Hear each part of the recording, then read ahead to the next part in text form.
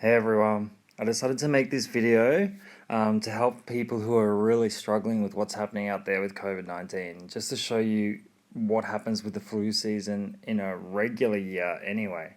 So here you have the ICU admission and mortality during flu season.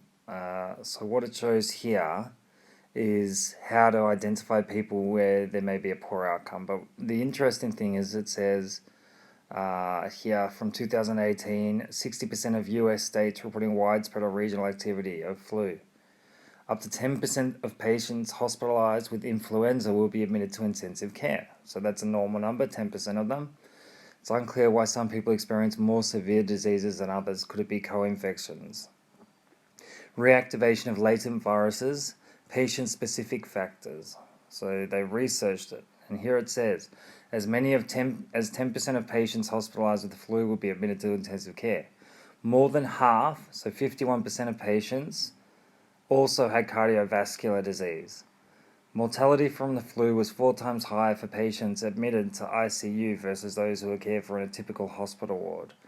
This is really interesting information because it takes away that fear that people have of COVID-19. If people are unwell already and have underlying factors, of course they're going to end up in ICU because that's just the nature of a flu.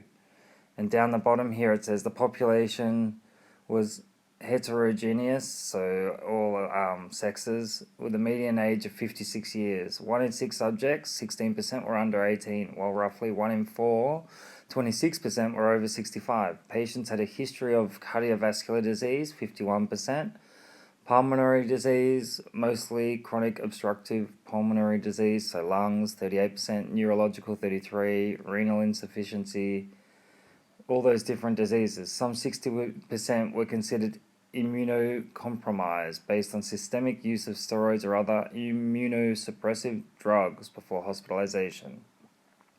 There was a spike in secondary infections. One of the study's authors found that there was a spike in secondary infections. So ICU co-infections here. The results were significant for all pathogens, whether bacterial or viral. The top ones were Staphylococcus,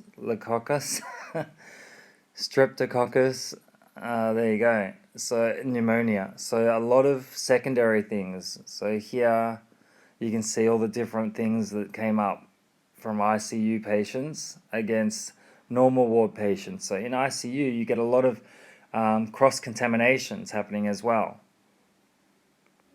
Multivariate analysis revealed the following as independent factors for ICU admission: age 50 to 65, history of myocardial infarction. There you go. So there's a lot of different factors, but if you go through this whole report, you're going to find that it all links in. This is influenza from 2015, 2016. Link that back, go through all your flu seasons and look at what's happening now with COVID-19. And you'll find that it's very similar to these flus. And again, a mortality rate from the ones who are getting sick of 0.026%. And yet we're losing our shit because of the media.